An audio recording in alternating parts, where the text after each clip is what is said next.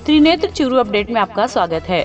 प्रदेश में कोरोना संक्रमण के बढ़ते आंकड़ों के बीच सरकार अब और सख्त हो गई है। सरकार ने नई गाइडलाइन जारी करते हुए जिलों की सीमाएं भी सील कर दी है। वहीं अब एक जिले से दूसरे जिले में निजी वाहनों के जरिए मेडिकल, इमरजेंसी और अन्य अति आवश्यक सेवाओं को छोड़कर आने जाने पर पाबंदी रहेगी। इसके साथ ही सरकार ने दोपहिया और चौपहिया वाहनों पर बाजारों में आने जाने पर भी पाबंदी लगा दी है। वहीं बिना वजह बाजारों में घूमने वाले लोगों पर पुलिस प्रशासन भी सख्ती बरत रहा है। इसी के तहत सरदार शहर पुलिस ने शहर के विभिन्न स्थानों पर कार्रवाई करते हुए बिना वजह घूमने वाले बाइक सवारों के खिलाफ चालान काटने की कार्रवाई कर रही है। यातायात पुलिस के हेड कांस्टेबल गणपत राम ने बताया कि राज्य सरकार की नई गाइडलाइन के अनुसार जो भी व्यक्ति बिना काम के घर से वाहन लेकर निकलता है उसके खिलाफ अब सख्ती से कार्रवाई की जाएगी। सरकार द्वारा जो नई गाइडलाइन आज जारी की है, उस गाइडलाइन के मुताबिक हमारे उच्च अधिकारियों के निर्देशानुसार जो मास्क नहीं लगा रहे हैं, जो लोग कोविड बीमारी की पालना नहीं कर रहे हैं, उनके खिलाफ सख्त से कानूनी कार्रवाई की जा रही है। और मास्क नहीं लगा रहे हैं उनका चालान किया जा रहा है। और बाइक वाले जो इधर फालतू लड़के इधर उधर घूमते हैं, उनकी गाड़ियों के खिलाफ कानूनी कार्रवाई सीज करते हैं। और अग्रिम आगे से यही कार्रवाई जारी रहेगी। और कोविड बीमारी हम समझाइश कर रहे हैं जनता को, कभी आराम अपने घर रहो, बगैर काम से मत यहाँ घूमो, फिर भी घूम रहे तो उसके खिलाफ कानूनी कार्रवाई की जाए। वहीं रतनगढ़ में भी सरकार द्वारा 3 मई तक घोषित किए गए जन अनुशासन पखवाड़े का शहर में शनिवार को असर दिखाई नहीं दिया। शनिवार व रविवार को वीकेंड कर्फ्यू की घोषणा होने के बावजूद भी कई लोग बिना वजह घूमते हुए दिखाई दिए। इस दौरान क्षेत्र में बिना मास्क व बेवजह घूमने वाले लोगों पर पुलिस ने अपना शिकंजा कसते हुए चालान काटे। ट्रैफिक, हाईवे एवं पुलिस थाना की 3 टीमों ने अलग अलग स्थानों पर बिना मास्क घूमने वाले लोगों के चालान काटकर हजारों रुपए का जुर्माना वसूला। तारानगर कस्बे के अंबेडकर छात्रावास भवन में चिकित्सा विभाग की ओर से कोरोना रोगियों के लिए कोविड केयर सेंटर खोला गया है। सीएचसी प्रभारी डॉक्टर मोतीलाल सोनी ने बताया कि क्षेत्र में अब तक 70 से ज्यादा पॉजिटिव केस पाए गए हैं, जिसके बाद एसडीएम मोनिका जाखड़ व बीसीएमओ डॉक्टर चंदन सुंडा के निर्देश पर कोविड केयर सेंटर शुरू किया गया है, जहां पर पॉजिटिव आए गंभीर बीमार रोगियों को भर्ती किया जाएगा। सेंटर में सीएचसी के डॉक्टर, आयुर्वेद चिकित्सक व कंपाउंडरों की टीम रहेगी, जो कोरोना पॉजिटिव रोगियों की देखरेख व चिकित्सा का कार्य करेगी। साथ ही डॉक्टर सोनी ने बताया कि सीएचसी में ऑक्सीजन की कमी नहीं है। वर्तमान में 20 ऑक्सीजन सिलेंडर सीएचसी में है, आवश्यकता होने पर और भी मंगवा लिए जाएंगे। अभी जो करंट स्थिति है उसके अंदर अपने तारानगर क्षेत्र में 160 के आसपास कोविड पॉजिटिव केसेज हैं। उनके लिए अधिकतर तो होम क्वारंटाइन है। 2 पेशेंट उनमें जो सीरियस हुए थे उनको अपन ने हायर सेंटर रेफर किया था। बाकी सब सुरक्षित है, सेफ है, कोई सीरियस लक्षण नहीं है। और अभी अपन सुविधाओं में और बढ़िया सुधार के अंदर अपन ने कोविड केयर सेंटर की स्थापना करी है, जो कि अपन चूरू बाईपास तिराहे के ऊपर जो अंबेडकर छात्रावास है उसके अंदर अपन ने 2 बड़े हॉल है, उसके अंदर 8-8 बेड लगाए हैं, जिसमें एक साइड जो है वो कोविड पॉजिटिव केसेज है जो कि साधारण और सीरियस जो भी है। एक साइड में जो है वो कोविड नेगेटिव केसेज है, बल्कि उनमें या तो संदेह है या रिपोर्ट आना वेटिंग में है, या जिनके लक्षण ज़्यादा है, जिनको ऑक्सीजन की ज़रूरत पड़ रही है या उनका सैचुरेशन फॉल हो रहा है, उस तरह के पेशेंट रखेंगे। कोविड केयर सेंटर के अंदर अपन ने 4 आयुर्वेद चिकित्सक लगाए, 4 कंपाउंडर लगाए हैं और एक वहाँ पे जो आयुष के डॉक्टर को उसका प्रभारी बनाए। एक अपने फिजिशियन है डॉक्टर विवेक शर्मा, वो उसका एक्सपर्ट स्पेशलिस्ट होगा, जो कि मॉर्निंग इवनिंग में दोनों टाइम बीमारों को एग्जामिनेशन करेंगे, भर्ती लोगों का राउंड करेगी, उनके संबंधित इलाज में परिवर्तन, संबंधित जांच है, वो सारी चीज़ें वो देखेंगे।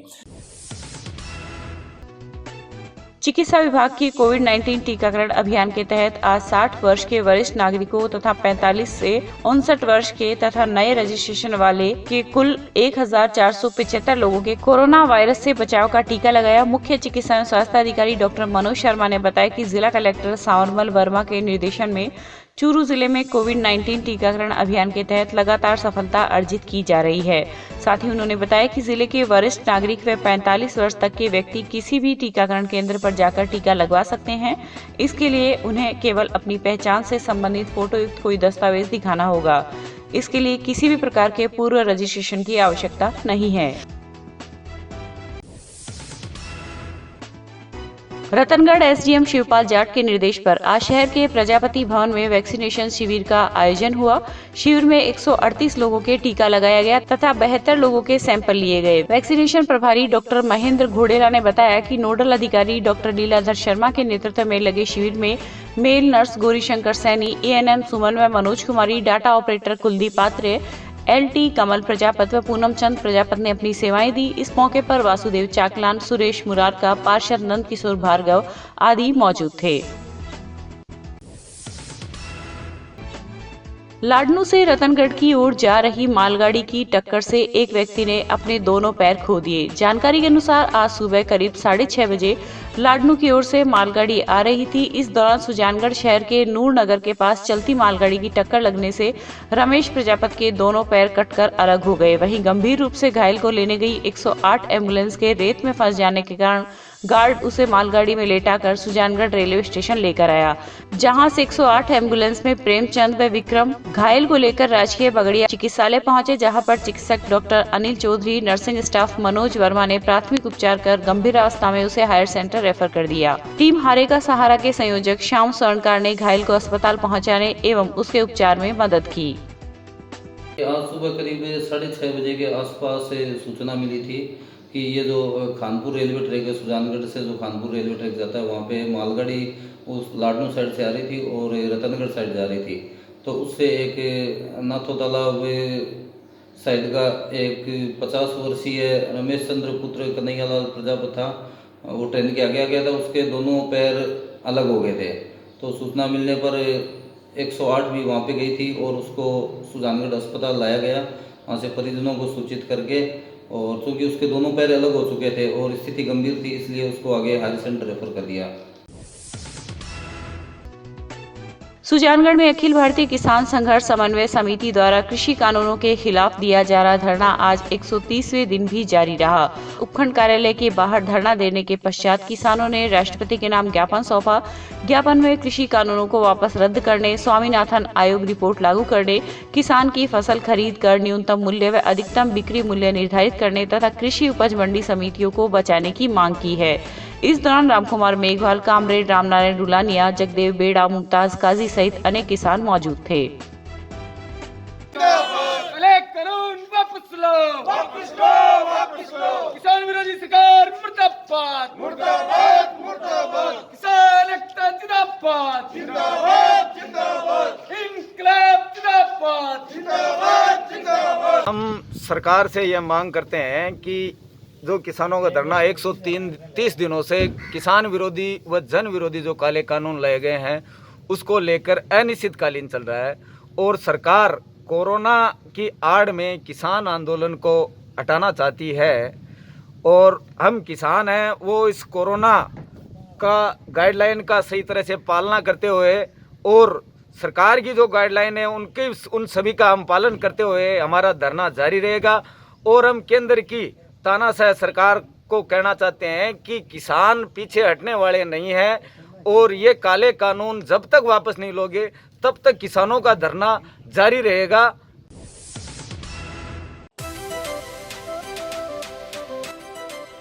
श्री दादू दयाल सैंडस्टोन हमारे यहाँ पर करौली, धौलपुर, बंसी, पहाड़पुर के पत्थरों पर कुशल कारीगरों के द्वारा नक्काशी व खुदाई का कार्य किया जाता है। अगर आपको अपने घर, फार्म हाउस, मंदिर की सजावट हेतु पत्थर की जाली, खूबसूरत फंवारे, सुंदर झरने, झरोखे, गमले, शेर, हाथी, घोड़े, मूर्ति, भव्य चौखट, लैंप, सोफा सेट, छतरी, आकर्षक पिलर बनवाने हो तो संपर्क करें Shri Dadu Dayal sandstone, T point, सरदार शहर रोड, रतनगढ़। प्रोपराइटर पप्पू राम सैनी, दोसा वाले।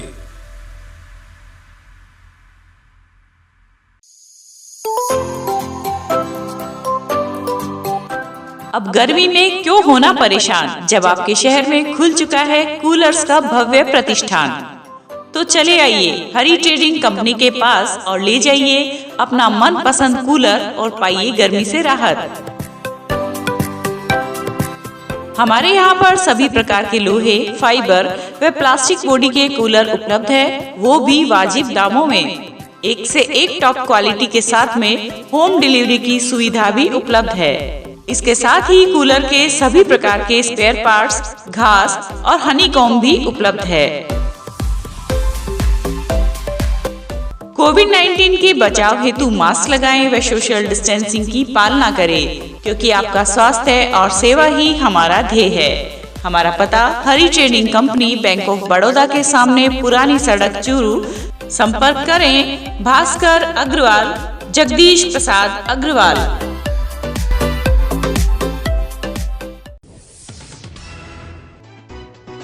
कलयुग के इस दौर में ईमानदारी आज भी जिंदा है। इसी की एक मिसाल सरदार शहर में देखने को मिली। थाना अधिकारी सतीश कुमार यादव ने बताया कि 22 अप्रैल को झुंझुनू निवासी मुकेश कुमार सैनी का पर्स, जिसमें जरूरी कागजात और नकदी पैसे थे, शहर की मूर्ति कुई के पास गिर गया था। वहीं पर्स वार्ड संख्या 48 निवासी खेमाराम वाल्मीकि को मिला। खेमाराम ने ईमानदारी की मिसाल पेश करते हुए पर्स को सरदार शहर पुलिस थाने में दे दिया। वहीं पुलिस ने पर्स मालिक को इसकी सूचना दी, जिस पर आज युवक पुलिस थाने पहुंचा और पुष्टि कर युवक को पर्स सौंप दिया गया।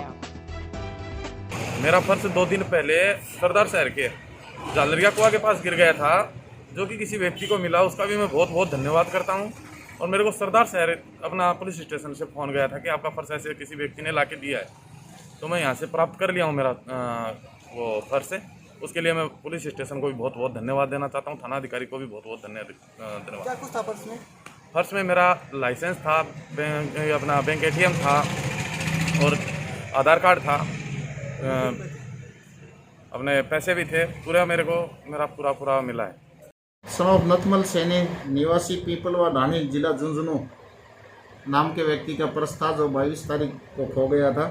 सरदार शहर मूर्ति कुएं के आसपास कहीं सड़क पर गिर गया था, जो एक खेमाराम स्नोफ थानाराम वाल्मीकि वार्ड नंबर 48 सरदार शहर को मिला, जिसने थाना पर जमा करवा दिया। आज इस व्यक्ति को इसका पर्स है वो वापस लौटा है। इस पर्स में महत्वपूर्ण document, PAN card, ID, driving licence वगैरह सभी डॉक्यूमेंट इसके अंदर थे और 1300 रुपये भी थे, जो इसको सही सलामत वापस लौटा दिए गए। जिस आदमी को मिला खेमाराम थानाराम वाल्मीकि, उसको बहुत बहुत धन्यवाद। उसने ईमानदारी का परिचय देते हुए पर्स को थाना पर जमा करवाया। राजलदेसर के राजकीय प्रथम श्रेणी पशु चिकित्सालय में आज समाज सेवी व पर्यावरण प्रेमी शिक्षक बाबूलाल तुनगरिया ने कोरोना वायरस से बचाव व कोरोना टीकाकरण जन जागरूकता अभियान के तहत वरिष्ठ पशु चिकित्सा अधिकारी डॉक्टर हीरालाल सोनी को कोरोना वायरस संक्रमण रोकथाम के लिए मास्क भेंट किए। इसी क्रम में श्री राजलदेसर गौशाला में राधेश्याम पांडे को गौशाला में काम करने वाले मजदूरों व कार्यकर्ताओं के लिए वितरण हेतु मास्क भेंट किए गए। इस अवसर पर वरिष्ठ पशु चिकित्सा अधिकारी डॉक्टर सोनी ने तुनगरिया के इस अभियान की सराहना करते हुए कहा कि कोरोना वायरस के प्रकोप से बचने एवं संक्रमण की गति पर काबू पाने के लिए मास्क, 2 गज की दूरी, कोरोना वैक्सीन का टीका लगवाना और सरकार द्वारा जारी गाइडलाइन की पालना करना सबसे बेहतर उपाय है। मेरे मित्र पर्यावरण प्रेमी शिक्षक बाबूलाल जी तुनगरिया पधारे और इन्होंने हमारे पशु चिकित्सालय के स्टाफ को और गौशाला में काम करने वाले मजदूरों और अन्य कार्यकर्ताओं को मास्क वितरण किए। मैं मेरे चिकित्सालय की तरफ से बाबूलाल जी तुनगरिया जी का बहुत ही धन्यवाद और आभार प्रकट करता हूं और आशा करता हूं कि तुनगरिया जी इसी तरह एक कुशल कोरोना वॉरियर के रूप में क्षेत्र में अपनी सामाजिक सेवाएं देते रहेंगे। कोविड-19 के बढ़ते संक्रमण के बाद अब चूरू मुख्यालय स्थित भर्ती अस्पताल में भी रोगियों के लिए उपलब्ध बेड की संख्या कम पड़ने लगी है। इसी को ध्यान में रखते हुए अस्पताल प्रशासन ने बेड की संख्या बढ़ाई। अस्पताल अधीक्षक डॉक्टर FH गोरी ने बताया कि 17 अप्रैल से मरीजों की संख्या में लगातार बढ़ोतरी दर्ज की जा रही है। उन्होंने बताया कि अस्पताल में फिलहाल कोविड से पीड़ित 80 मरीजों का उपचार चल रहा है और इन सभी को ऑक्सीजन की आवश्यकता है। ऐसे में अस्पताल में ऑक्सीजन बेड की संख्या 92 से बढ़ाकर अब 102 कर दी गई है। वहीं नॉन ऑक्सीजन बेड की संख्या 16 कर दी गई है। साथ ही उन्होंने बताया कि अस्पताल में ऑक्सीजन सिलेंडर पर्याप्त मात्रा में मौजूद है। देश प्रदेश में कोरोना का संक्रमण दिन ब दिन बढ़ता जा रहा है। इसी को लेकर त्रिनेत्र टीवी व त्रिनेत्रा योग धाम के डायरेक्टर डॉक्टर मनोज योगाचार्य ने सभी योग साधकों व त्रिनेत्रा टीवी के दर्शकों से अपील करते हुए सरकार द्वारा जारी गाइडलाइन की पालना करते हुए संयम के साथ रहने का आह्वान किया है। इस मौके पर योगाचार्य ने योगी क्रिया व एक्यूप्रेशर के कुछ महत्वपूर्ण टिप्स बताकर फेफड़ों को मजबूत करने की सलाह दी है। नमस्कार। अभी कोविड का जो हम रूप टीवी और मीडिया पर देख रहे हैं वो बड़ा भयावह हमें नज़र आता है, लेकिन मैं आपसे एक बात कह दूं कि कभी भी घबराने की किसी भी चीज़ से ज़रूरत नहीं होती। जिस प्रकार सरकार हमें गाइडलाइन देती है उस प्रकार हम अपने आप को प्रिकॉशन से रखें और सावधानी से जीवन जिएं तो मुझे लगता है कि किसी प्रकार की कोई चिंता की आवश्यकता नहीं। लेकिन योग के माध्यम से हम क्या कर सकते हैं ये भी एक विचार का विषय है। देखिए, ये जो रोग है ये फेफड़े के ऊपर अटैक करता है। जैसा कि आपको पहले से पता है कि लंग्स के ऊपर इसकी ज़्यादा जो है वो प्रेशर रहता है और जो पेशेंट होता है उसको ऑक्सीजन का लेवल जो है वो बहुत डाउन हो जाता है, फेफड़ा काम करना बंद कर देता है।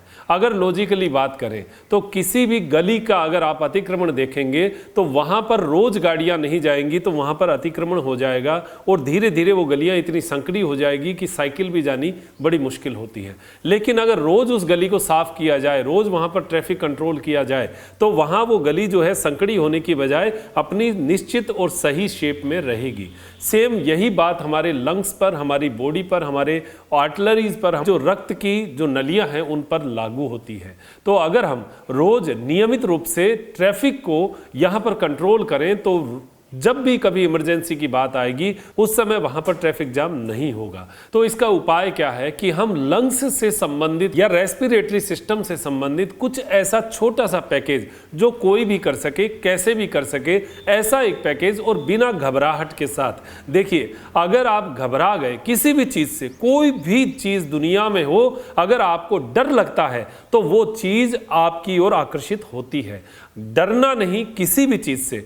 अगर आपको ऐसा लगता है कि माहौल में बहुत ज़्यादा कोविड का जो है वो संक्रमण हो रहा है तो आप अपने अंदर को मजबूत करिए, अपने ऑक्सीजन के लेवल को मजबूत कीजिए। और उसके लिए मैं कुछ चीज़ें आपको बताऊंगा।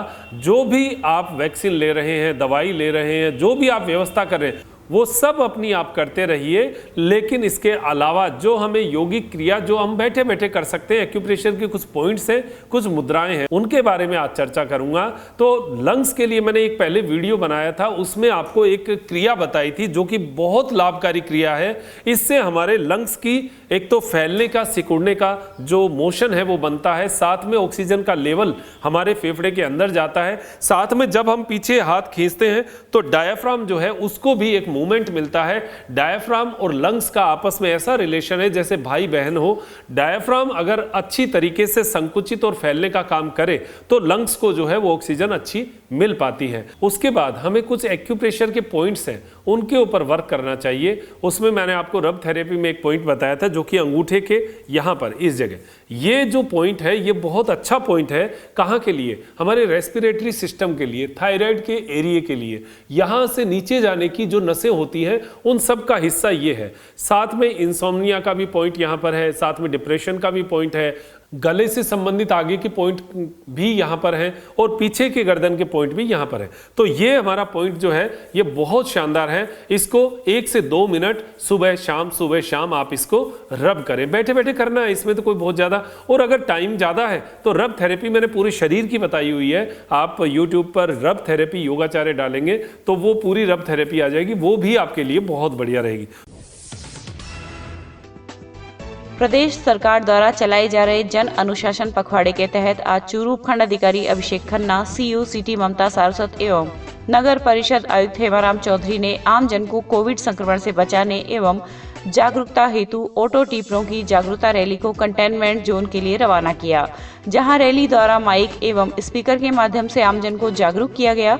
रैली के साथ साथ चल रहे उपखंड अधिकारी, सीईओ सिटी एवं आयुक्त ने शहर में कोविड-19 प्रोटोकॉल का उल्लंघन करने पर खुली मिली दुकान को भी 72 घंटे के लिए सीज कर संबंधित को पाबंद किया गया। राज्य सरकार के निर्देशानुसार जिले में सरकार द्वारा अनुमत राजस्व अर्जन करने वाले विभागों से संबंधित गतिविधियों के संबंध में दिशा निर्देश जारी किए गए हैं। अतिरिक्त जिला कलेक्टर PR मीना ने बताया कि वाणिज्यिक कर विभाग, आबकारी विभाग, RSBCL, RSGSM, पंजीयन एवं मुद्रांक विभाग, परिवहन विभाग एवं खनिज विभाग के सभी कार्यालय जन अनुशासन पखवाड़े के दौरान खुले रहेंगे, किंतु सभी कार्यालयों का समय शाम 4 बजे तक रहेगा। इन कार्यालयों में पब्लिक डीलिंग का कार्य बैंकों की तरह 2 बजे तक ही होगा। वहीं आबकारी दुकानें सुबह 6 बजे से सवेरे 11 बजे तक खुली रहेगी। शनिवार एवं रविवार को दुकानें पूर्णतः बंद रहेगी। आदेश 25 अप्रैल को सवेरे 5 बजे से प्रभावी होगा। आपदा प्रबंधन अधिनियम 2005 जिला मजिस्ट्रेट एवं जिला कलेक्टर ने ग्राम मीठड़ी पट्टा ददरेवा में वार्ड संख्या 5 में 5 व्यक्ति कोरोना पॉजिटिव, ग्राम ददरेवा में वार्ड संख्या 2 में 8 व्यक्ति एवं वार्ड संख्या 4 में 13 व्यक्ति कोरोना पॉजिटिव आने के कारण कोरोना संक्रमण एवं प्रसार को रोकने हेतु गांव मीठड़ी पट्टा ददरेवा के वार्ड संख्या 5, ग्राम ददरेवा के वार्ड संख्या 2 एवं वार्ड संख्या 4 के संपूर्ण क्षेत्रों को माइक्रो कंटेनमेंट जोन घोषित किया है। अतिरिक्त जिला कलेक्टर PR मीना ने बताया कि संबंधित क्षेत्र के समस्त निवासी आवश्यक रूप से अपने घरों में ही रहेंगे। वह किसी भी प्रकार के गैर अनुमत कारण से बाहर विचरण नहीं करेंगे। वहीं संक्रमित व्यक्ति द्वारा होम आइसोलेशन से संबंधित गाइडलाइंस के उल्लंघन करने पर उन्हें तुरंत संस्थागत क्वारंटाइन किया जाएगा। शहीद सूबेदार हरफूल सिंह सेवा संस्थान की ओर से आज चूरू की राजगढ़ रोड स्थित आपनो पेट्रोल पंप पर परिंदों के लिए परिंदे लगाए गए तथा चुग्गे की व्यवस्था की गई। इस मौके पर संस्थान के प्रवीण कुमार कुलहरी ने कहा कि पारिस्थितिकी तंत्र की सुरक्षा के लिए हमें जल, जंगल, जमीन और जीवों को बचाना होगा। आज भौतिकवाद की अंधी दौड़ में मनुष्य प्रकृति का विनाश करता जा रहा है तथा हर तरफ सीमेंट कंक्रीट के जंगल उगाए हैं। इस दौरान प्रदीप कुलहरी, मोहर सिंह, रणवीर कुलहरी, कमलकांत भाकर आदि उपस्थित थे।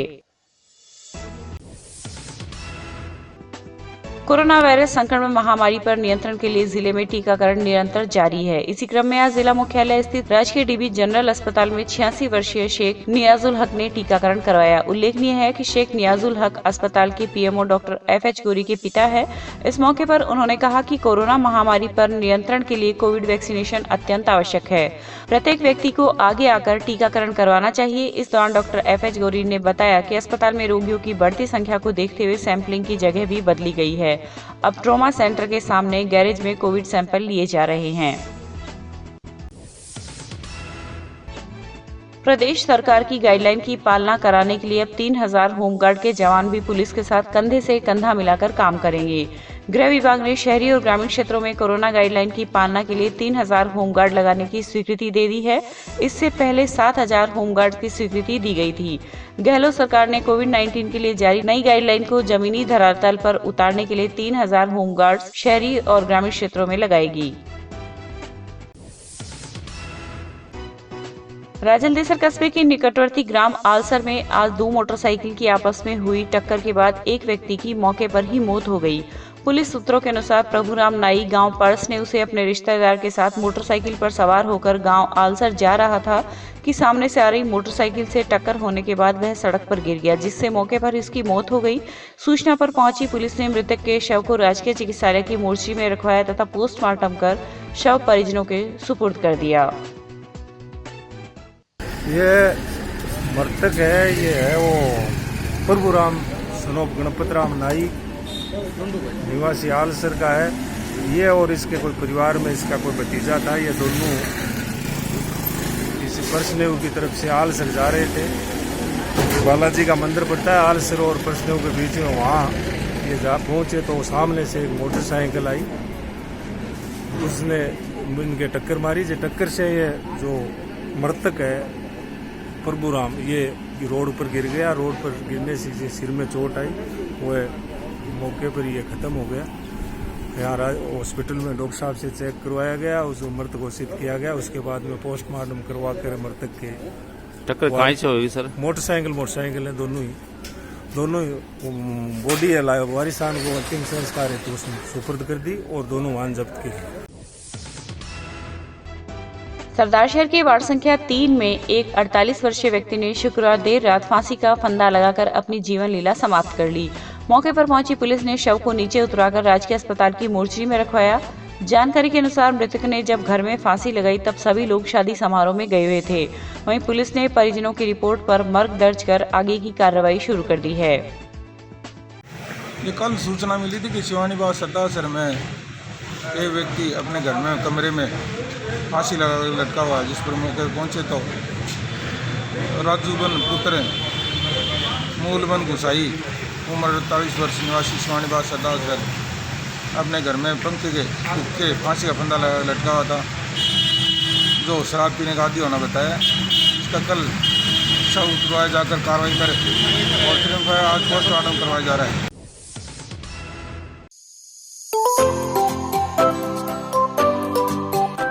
अब गर्मी में क्यों होना परेशान, जब आपके शहर में खुल चुका है कूलर्स का भव्य प्रतिष्ठान। तो चले आइए हरी ट्रेडिंग कंपनी के पास और ले जाइए अपना मनपसंद कूलर और पाइए गर्मी से राहत। हमारे यहाँ पर सभी प्रकार के लोहे, फाइबर व प्लास्टिक बॉडी के कूलर उपलब्ध है, वो भी वाजिब दामों में। एक से एक टॉप क्वालिटी के साथ में होम डिलीवरी की सुविधा भी उपलब्ध है। इसके साथ ही कूलर के सभी प्रकार के स्पेयर पार्ट्स, घास और हनीकॉम्ब भी उपलब्ध है। कोविड-19 के बचाव हेतु मास्क लगाएं व सोशल डिस्टेंसिंग की पालना करें, क्योंकि आपका स्वास्थ्य और सेवा ही हमारा ध्येय है। हमारा पता Hari trading company, bank of Baroda के सामने, पुरानी सड़क, चूरू। संपर्क करें भास्कर अग्रवाल, जगदीश प्रसाद अग्रवाल।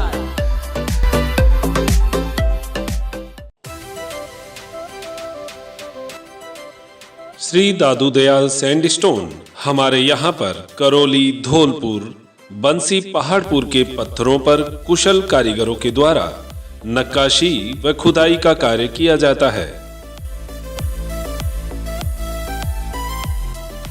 अगर आपको अपने घर, फार्म हाउस, मंदिर की सजावट हेतु पत्थर की जाली, खूबसूरत फंवारे, सुंदर झरने, झरोके, गमले, शेर, हाथी, घोड़े, मूर्ति, भव्य चौखट, लैंप, सोफा सेट, छतरी, आकर्षक पिलर बनवाने हो तो संपर्क करें Shri Dadu Dayal sandstone, T point, सरदार शहर रोड, रतनगढ़।